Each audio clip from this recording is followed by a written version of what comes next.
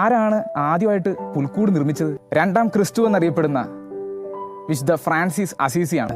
1223 Francis Assisi മരിക്കുന്നതിന് 3 വർഷങ്ങൾ മുമ്പ് ഒരു ക്രിസ്മസ് കാലം അസീസിക്ക് അടുത്തുള്ള ഒരു ചെറു പട്ടണമായിട്ടുള്ള ഗ്രേച്ചിയോയിൽ ഫ്രാൻസിസ് അസീസിക്ക് ഒരു ഉറ്റ സുഹൃത്തുണ്ടായിരുന്നു.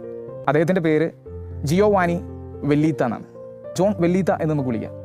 ഫ്രാൻസിസ് ഒരു ദിവസം ജോണിനെ വിളിച്ചിട്ട് പറഞ്ഞു, ജോണേ, നമുക്ക് ഈ വർഷം ക്രിസ്മസ് ഒരു വ്യത്യസ്തമായിട്ടുള്ള രീതിയിൽ ആഘോഷിക്കണ്ടേ? അന്ന് ഈശോ ബെത്ലഹേമിൽ ജനിച്ചതുപോലെ നമുക്കൊന്ന് പുനരാവിഷ്കരിച്ചാലോ? ജോണ് ആ ഗ്രേച്ചിയോയിലെ മലയിലെത്തി അവിടെ വൃത്തിയാക്കാൻ തുടങ്ങി.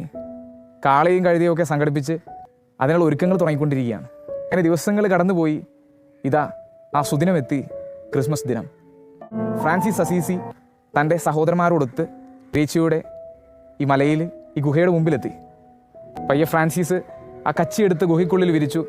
ജോണിൻ്റെ കയ്യിൽ നിന്നും കാളയും കഴുതയും ഇരുവശങ്ങളിലായിട്ട് കെട്ടിയിട്ടു. ജനങ്ങളും ഫ്രാൻസിസും സഹോദരന്മാരും എല്ലാവരും ഒന്നു ചേർന്ന് പാതിര കുർബാന അവിടെ അർപ്പിച്ചു.